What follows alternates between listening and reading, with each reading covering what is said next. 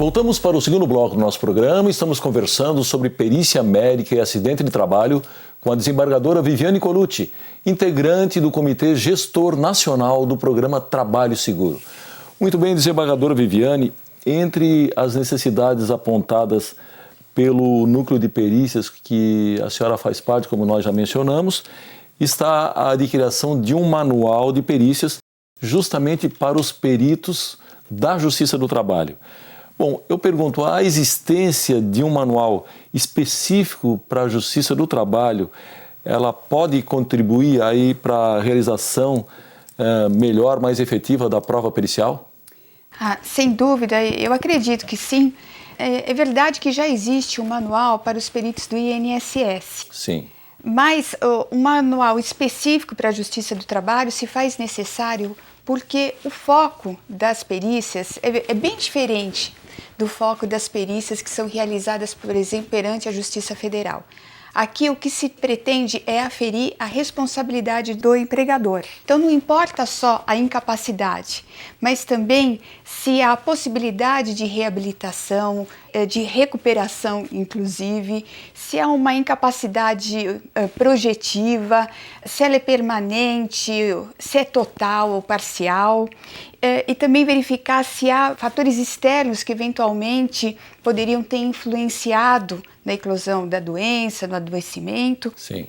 Então, todos esses aspectos eles têm que ser verificados na realização da perícia, o que merece, portanto, a elaboração de um manual, obviamente, pela Associação dos Peritos, em conjunto com os centros de estudos, como Fundacentros e universidades. Seria Certo. uma proposta que o núcleo faria aos próprios peritos, para que fosse elaborado, então, esse protocolo de sugestão de procedimentos. A Fundacentro já foi convidada a participar?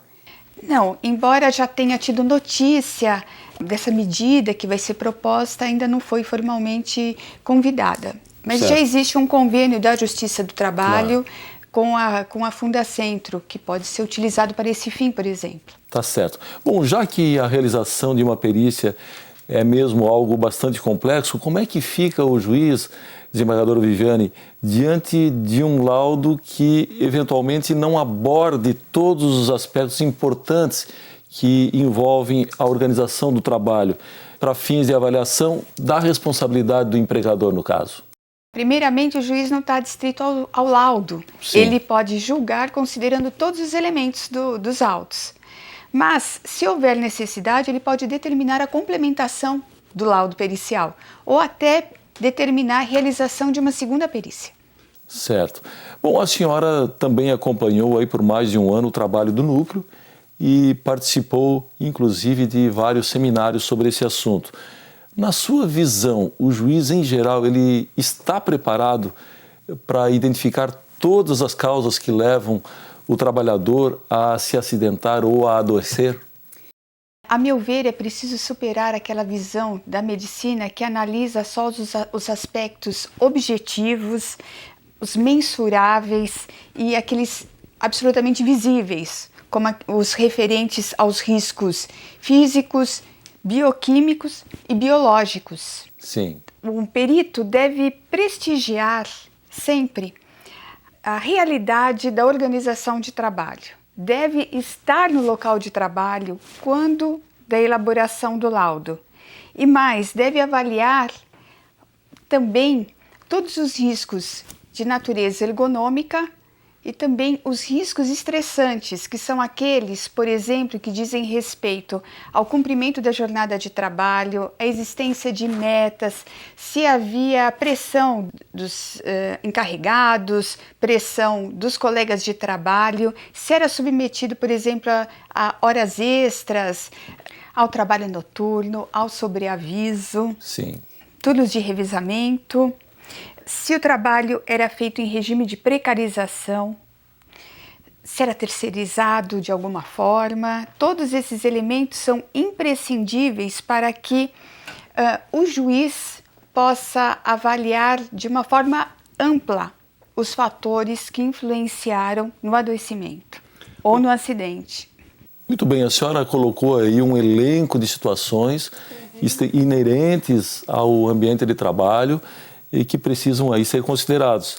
Mas em algumas situações o perito não consegue naturalmente determinar os fatores extralaborais que contribuem também para o aparecimento da doença. Como se explica então a conclusão em alguns casos de que a doença não tem relação com o trabalho? Quando o perito constata que algum fator extra-trabalho influenciou no adoecimento ou no acidente, ele deve apontar detalhadamente o grau de intensidade com que esse fator contribuiu para o adoecimento. Sim. Isso é imprescindível. Desembargadora Viviane, entre as dificuldades da realização da perícia está a da quantificação da perda da capacidade de trabalho. Eu pergunto, quais critérios a avaliação da incapacidade aí deve observar? Os centros de estudo, ultimamente, têm prestigiado o modelo biopsicossocial. Certo. É aquele que se pauta não apenas pela incapacidade física, pela limitação física, mas sim quanto às repercussões que essas limitações têm na vida social, pessoal, afetiva, do dia a dia, familiar, do trabalhador. E especialmente também deve levar em consideração as habilidades que o trabalhador adquiriu ao longo de sua vida e que poderão constituir as ferramentas para ele superar a sua limitação. Certo. Esse é o modelo biopsicossocial que hoje tem sido tão prestigiado. Muito bem, desembargador, eu preciso chamar mais um rápido intervalo, nós voltamos em seguida.